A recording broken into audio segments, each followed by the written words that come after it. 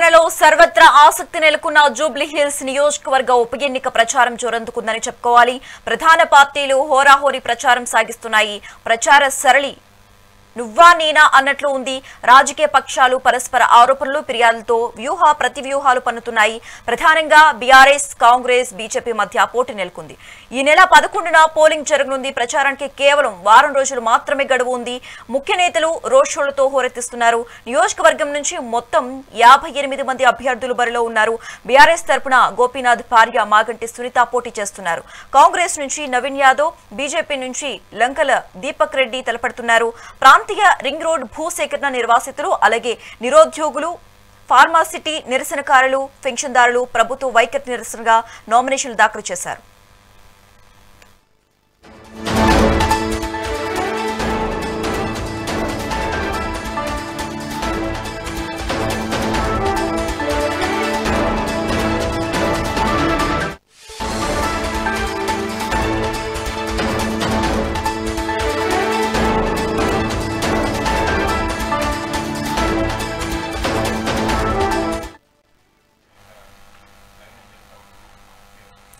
తెలంగాణలో సర్వత్రా ఆసక్తి నెలకొన్న జూబ్లీహిల్స్ నియోజకవర్గ ఉప ఎన్నిక ప్రచారం జోరందుకుంది.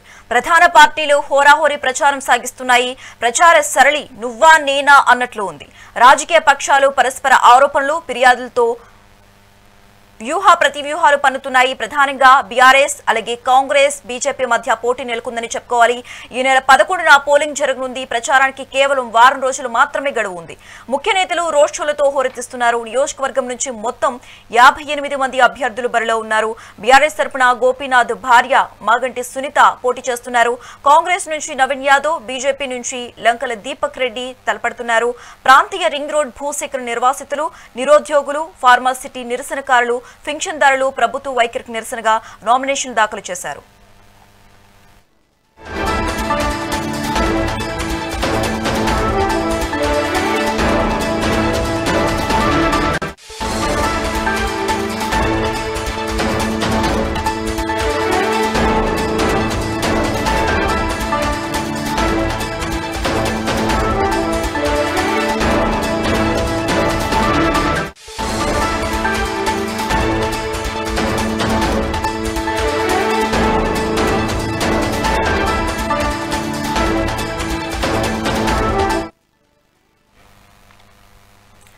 జూబ్లీహిల్స్ నియోజకవర్గ ఉప ఎన్నిక ప్రచారం జోరందుకుందని చెప్పాలి. ప్రధాన పార్టీలు హోరాహోరీ ప్రచారం సాగిస్తున్నాయి.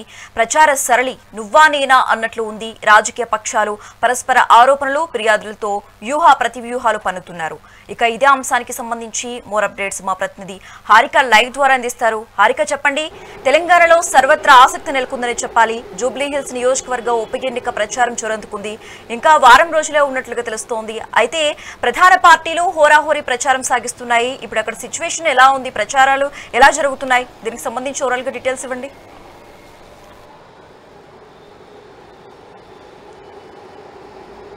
డెఫినెట్గా ఈ జూబ్లీహిల్స్ ఉప ఎన్నిక ఒక హీట్ మూమెంట్ అనే చెప్పుకోవాలి. ఎందుకంటే ఇటు 3 ప్రధాన పార్టీలు చాలా ప్రతిష్టాత్మకంగా తీసుకోవడమే కాదు, ముఖ్య నేతలు అందరూ వచ్చి ఇక్కడ ప్రచారం కొనసాగిస్తున్నారు. ముఖ్యంగా ఇటు కాంగ్రెస్ తరపున 40 మంది మంత్రులు కావచ్చు, ముఖ్య నేతలు కావచ్చు, పొంగులేటి కావచ్చు, ఇటు అందరూ వచ్చి ఇక్కడ ప్రచారం నిర్వహించడం, ఇటు సీతక్క కావచ్చు, కొండ సురేఖ కావచ్చు, అంటే ఇటు సీఎం రేవంత్ రెడ్డి కూడా ఆయన స్కెడ్యూల్ని ఫిక్స్ చేసుకున్నారు. దాదాపు 7 గంటల నుంచి అంటే ఒక 1 అవర్ పాటు జూబ్లీహిల్స్ నియోజకవర్గంలో పర్యటిస్తారు అని చెప్పేసి మనకున్న సమాచారం. అంటే దాదాపు ఈ 6వ తారీఖు వరకు ఈ ప్రచారాలు కొనసాగుతూనే ఉంటాయి అని చెప్పుకోవాలి.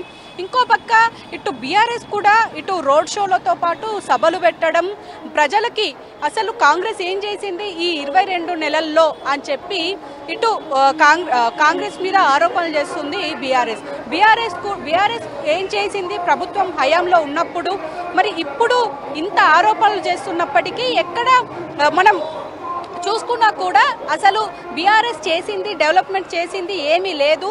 ఇప్పుడు ఒక్క ఛాన్స్ నవీన్ యాదవ్కి ఇవ్వాలి అని చెప్పేసి సీఎం రేవంత్ రెడ్డి అనడం, నవీన్ యాదవ్ అనడం అభ్యర్థి, ఇంకో పక్క ముఖ్య నేతలు ఏం ప్రాబ్లమ్స్ ఉన్నా మేము అవి క్లియర్ చేసే ప్రయత్నాలు చేస్తామని చెప్పి ఇటు కాంగ్రెస్ తరపున నేతలు అంటున్నారు. అయితే ఇటు బీజేపీ మాత్రం ఒక పక్క కిషన్ రెడ్డి ఈ పర్యటనలో ఈ ప్రచారంలో తిరుగుతున్నప్పటికీ అంటే ఎక్కడ ప్రభావం చూపించడం లేదు అన్నది మాత్రం మనం పబ్లిక్తో మాట్లాడిన సమాచారం. అంటే పబ్లిక్తో మాట్లాడుతున్నప్పుడు ఏంటంటే ఓన్లీ 2 పార్టీల పేర్లు మాత్రమే వినిపిస్తున్నాయి. ఒక పక్క బీఆర్ఎస్ నుంచి మాగంటి సునీత, ఇంకో పక్క బీఆర్ఎస్ నుంచి నవీన్ యాదవ్. లంకల దీపక్ రెడ్డి గురించి ఎక్కడ మాట్లాడిన దాఖలాలు అయితే మనకు కనిపించడం లేదు శశిరేఖ.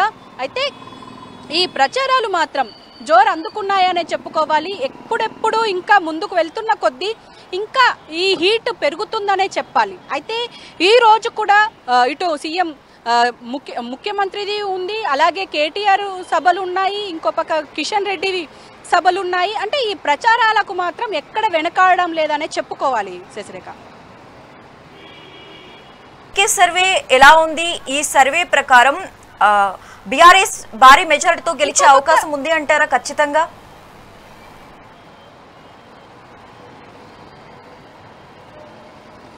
రైట్. అంటే కేకే సర్వేని కూడా మనం పరిగణలోకి తీసుకుంటే, ఎందుకంటే ఇప్పటి వరకు కేకే సర్వే ఎక్కడ అంటే ఎక్కడ తప్పు కాలేదు. అంటే అటు ఆంధ్రప్రదేశ్ ఎన్నికల్లో ఏదైతే ఆ ఎన్నికలకు సంబంధించి ఖచ్చితంగా వైసీపీ ఓడిపోతుంది, టీడీపీ అంటే కూటమి ప్రభుత్వం ఏర్పాటు చేస్తుంది అని చెప్పేసి ఆయన ఇచ్చిన సర్వే ప్రకారమే కొంచెం అటు ఇటు అయినా సరే అవి కరెక్ట్గా తేలాయి ఆయన సర్వే ప్రకారం.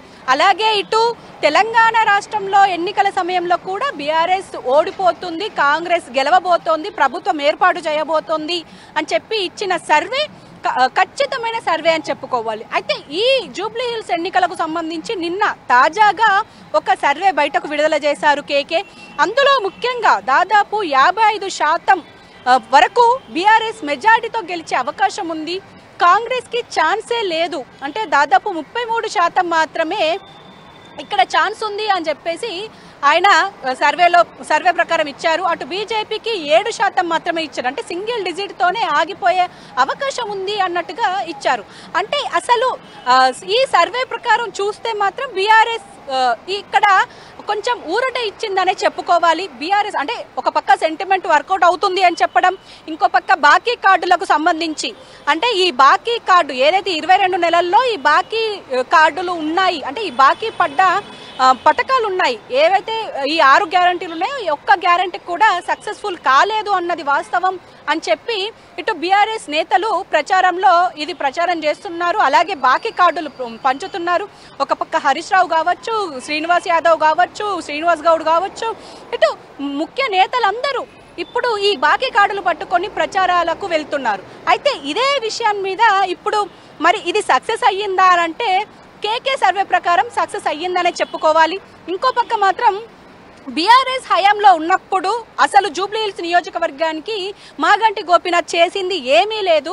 మా ప్రభుత్వం అంటే కాంగ్రెస్ ప్రభుత్వం వచ్చిన తర్వాత మేము చాలా పథకాలు అమలు చేశాము, ఇంకా అమలు చేస్తూనే ఉంటాము అని చెప్పేసి ఒక పక్క మాట్లాడుతున్నారు. కానీ ప్రచారాలలో మాత్రం మీకు వచ్చే ఏవైతే పథకాలు ఉన్నాయో అవి ఆపేసే సందర్భాలు ఎదుర్కోవాల్సి వస్తుంది జూబ్లీ హిల్స్ ప్రజలు అని చెప్పేసి ఇది సీఎం రేవంత్ రెడ్డి నోటి నుంచి వచ్చిన మాటగా మనకు ప్రచారం జరుగుతుంది. అంటే ఒకవేళ ఎన్నికల్లో కాంగ్రెస్ గెలవకపోతే ఖచ్చితంగా ఇక్కడ వచ్చే పథకాలన్నీ ఆగిపోతాయి అని చెప్పేసి బెదిరిస్తున్నారు అని చెప్పేసి కూడా ఇటు కేటీఆర్ దీనికి సంబంధించి ఆరోపణలు చేయడం, అలాగే అవి వీడియోస్ బయట పెట్టడం ఇవన్నీ జరుగుతూనే ఉన్నాయి. అంటే ఇక్కడ కేకే సర్వే ప్రకారం మరి బీఆర్ఎస్ గెలిచే అవకాశాలు ఉన్నాయా అంటే కేకే అక్యురసీ ఇక్కడ మళ్ళీ అంటే సక్సెస్ అయ్యే అవకాశం ఉందా అనేది మాత్రం ఖచ్చితంగా ఎదురు చూడాల్సిందే. ఎందుకంటే దాదాపు వన్ వీక్ టైం ఉంది.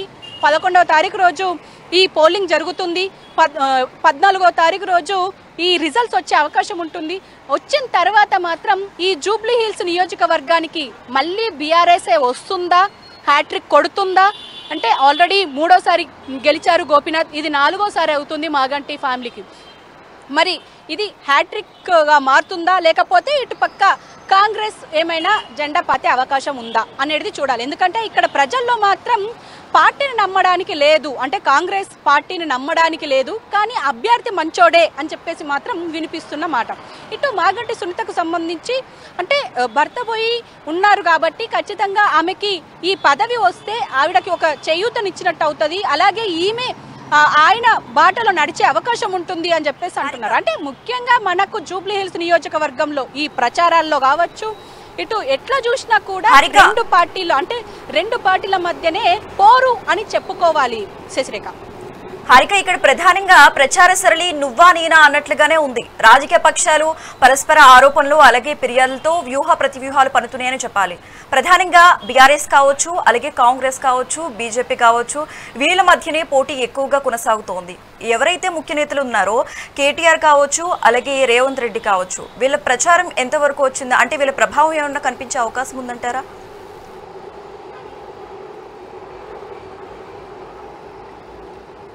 డెఫినెట్గా శశిరేఖ. ఎందుకు అనంటే ఒక పక్క కేటీఆర్ అంటేనే అంటే కల్వకుంట్ల ఫ్యామిలీ నుంచి మాట్లాడడంలో ఎవరు వెనకాడరు. అది ఏ లాంగ్వేజ్ అయినా ఈజీగా సరళంగా మాట్లాడే భాషలు ఉంటాయి వాళ్ళ దగ్గర. ఒక పక్క ఇటు రేవంత్ రెడ్డి, సీఎం రేవంత్ రెడ్డి కూడా నిన్న మనం చూసుకున్నట్టయితే కొన్ని సభల్లో సీఎం రేవంత్ రెడ్డి మాట్లాడిన మాటలు కొంచెం మొత్తం ప్రత్యేకతను తీసుకొచ్చినాయని చెప్పుకోవాలి. ఒక పక్క ఆరోపణలకు కూడా గురవుతున్నారు. ఎందుకు అనంటే భాష మార్చుకోవాలి సీఎం రేవంత్ రెడ్డి అంటే ఆ భాష సరైన భాష కాదు, ఒక సీఎం పొజిషన్లో ఉండి అలా మాట్లాడకూడదు అని చెప్పేసి అంటున్నారు. అంటే ఒక పక్క మాత్రం ఇటు కేటీఆర్ విషయానికి వచ్చినా, ఇటు సీఎం రేవంత్ రెడ్డి విషయానికి వచ్చినా, ఇంకో పక్క జి కిషన్ రెడ్డి నేత, అటు కేంద్ర మంత్రి, వీళ్ళ ముగ్గురు ప్రభావం ఎంతవరకు ఉంది అనేది మాత్రం ఖచ్చితంగా చూడాలి. ఎందుకంటే ఒక పక్క ఇటు కేటీఆర్ ఎక్కడ తగ్గడం లేదు, ప్రతి డివిజన్కి వెళ్ళి అక్కడ సభలు ఏర్పాటు చేయడం, వాళ్ళతో కాంగ్రెస్ ప్రభుత్వం ఏం చేసింది, బీఆర్ఎస్ ప్రభుత్వంలో ఉన్నప్పుడు ఏం చేసింది, అలాగే అంటే ఎలాంటి పథకాలు తీసుకొచ్చింది కేసీఆర్ ప్రభుత్వం, ఇటు రేవంత్ రెడ్డి ఎలాంటి పథకాలు తీసుకొచ్చారు, అవి ఎంతవరకు అమలు చేశారు, అమలు చేసినవి ఎలా కొనసాగుతున్నాయి మీరు చూస్తూనే ఉన్నారు అని చెప్పేసి ఒక పక్క కేటీఆర్ మాట్లాడుతుంటే ప్రచారంలో, ఇంకో పక్క సీఎం రేవంత్ రెడ్డి మాత్రం బీఆర్ఎస్ అసలు ఏం డెవలప్మెంట్ చేసింది, ఏం చెయ్యలేదు, ఖచ్చితంగా అసలు డెవలప్మెంట్ చేస్తున్నదే కాంగ్రెస్ ప్రభుత్వం, సీఎంగా నేనున్నాను, నేను ప్రతిదీ అమలు చేయడానికే ప్రయత్నాలు చేస్తున్నాను, బీఆర్ఎస్ ప్రభుత్వంలో ఉన్నప్పుడు అన్ని అప్పులు చేసే వెళ్ళింది, ఇంకా హైదరాబాద్లో ఉన్న ఈ జూబ్లీ హిల్స్ నియోజకవర్గానికి అసలు బీఆర్ఎస్ ప్రభుత్వం ఎలాంటి సహాయం చేయలేదు, ఎలాంటి పనులు చేయలేదు, కానీ నేను చేస్తాను అని చెప్పేసి ఆయన మాట్లాడడం, ఇవన్నీ కొంచెం ప్రజల మీద ఏమైనా ప్రభావం చూపిస్తుందా అంటే ఖచ్చితంగా 50-50 ఛాన్సెస్ అని చెప్పుకోవాలి. ఎందుకు అని అంటే ఇప్పటికీ ప్రజలు ఓటు వేసే వరకు ఒక ఐడియాతోని లేరు అని చెప్పుకోవాలి. అంటే ఖచ్చితంగా అంటే ఓటు వేసే టైంకి కాంగ్రెస్కి వేయొచ్చు, బీజేపీకి వేయొచ్చు, లేకపోతే బీఆర్ఎస్కి వేయొచ్చు అన్నట్టుగా ఉన్నారు. అంటే ఒకసారి ఈ 2.5 సంవత్సరాలు నవీన్ యాదవ్కి ఛాన్స్ ఇచ్చి చూడాలి అని చెప్పేసి కొంతమంది మాట్లాడతారు. ఇంకొంతమంది బీఆర్ఎస్ వస్తేనే కాంగ్రెస్కి బుద్ధి వస్తుంది అని చెప్పి ఇంకో పక్క మాట్లాడతారు. ఈ బుద్ధి వస్తుంది అని ఎందుకు అంటున్నారంటే ఇప్పుడు ఇచ్చిన పథకాలు కావచ్చు, అవి అమలు చేయకపోవడం కావచ్చు, ఈ రైతు బంధు కావచ్చు, రుణమాఫీ కావచ్చు, విద్యార్థులకు సంబంధించిన జాబ్ క్యాలెండర్లు కావచ్చు, ఇలాంటివన్నీ చూపిస్తున్నారు. అంటే దాదాపు ఇటు బీఆర్ఎస్కి కేకే సర్వే ప్రకారం విజయం ఖరారైనప్పటికీ ఎంత మెజారిటీతో గెలుస్తారు అని చూడాలి అని చెప్పేసి ఒక పక్క మాట్లాడుతున్నారు. మరి ఇదంతా ఒక దగ్గరికి వస్తే అంటే 14వ తారీఖు రోజు మాత్రం ఇదంతా క్లియర్ అయ్యే అవకాశం ఉంటుంది. మరి ఈ 2.5 సంవత్సరాలు ఇటు కాంగ్రెస్ అభ్యర్థి అయిన నవీన్ యాదవ్కి ఇస్తారా, లేకపోతే బీఆర్ఎస్ నుంచి అంటే ఎప్పటి నుంచో ఇది కంచుకోటగా ఉన్నది కాబట్టి బీఆర్ఎస్కే ఈ పట్టం కడతారా అనేది చూడాలి. ఇంకో పక్క ఈ లంకల దీపక్ రెడ్డి బీజేపీ అభ్యర్థి, ఈయన కూడా ప్రచారంలో కొనసాగుతూనే ఉన్నారు, ఎక్కడికక్కడ అందరికీ చెప్తూనే ఉన్నారు. అంటే బీఆర్ఎస్ చేసింది ఏమీ లేదు, ఇటు కాంగ్రెస్ చేసింది ఏమీ లేదు, కేవలం కేంద్రంలో బీజేపీ ఉంది కాబట్టి ఖచ్చితంగా జూబ్లీ హిల్స్ నియోజకవర్గానికి అన్ని సౌకర్యాలు తీసుకొచ్చి అన్ని పనులు చేసే ప్రయత్నం నేను చేస్తాను అని చెప్పేసి ఆయన వెళ్తున్నారు. కానీ ఇక్కడ మనం మాట్లాడుకోవాల్సింది ఏంటి అంటే ఇటు ఒక పక్క కాంగ్రెస్ అంటుంది బీజేపీ బీఆర్ఎస్ ఒక్కటే అని చెప్పి కాంగ్రెస్ ఆరోపిస్తుంది. అంటే మైనారిటీ ఓట్లు మొత్తం ఇటు ఏదైతే కాంగ్రెస్ తీసుకోవాలి అంటే పోల్ చేసుకోవాలి అని చెప్పేసి ఒక్క ఆలోచనతోనే బీజేపీ బీఆర్ఎస్ ఒకటి అని చెప్తున్నారు. ఇంకో పక్క ఇటు బీఆర్ఎస్ కూడా బీజేపీ కాంగ్రెస్ ఒక్కటే, ఈ అన్నదమ్ముల బంధం, ఇంకా ఎక్కువ తక్కువ అంటే అక్రమ సంబంధం అన్నట్టుగా వీళ్ళు ఆరోపిస్తున్నారు. అంటే ఇలాంటి ఆరోపణల మధ్య బీజేపీ అంటే బాల్ లాగా అయిపోయింది. ఆ కోట్లో పడుతుంది, ఈ కోట్లో పడుతుంది. కానీ అసలు బీజేపీ సపరేట్గా ఉన్నది అని చెప్పడానికి ఇక్కడ మనం మాట్లాడుకుని ఖచ్చితమైన ఆధారాలు అయితే లేవు. అంటే బీజేపీ ఎవరికి సపోర్ట్ లేదు అని చెప్పడానికి ఖచ్చితమైన ఆధారాలు లేవు. కానీ ప్రచారంలో మాత్రం చాలా ఉత్సాహంగానే వెళ్తున్నారనేది చెప్పుకోవాలి శశిరేఖ.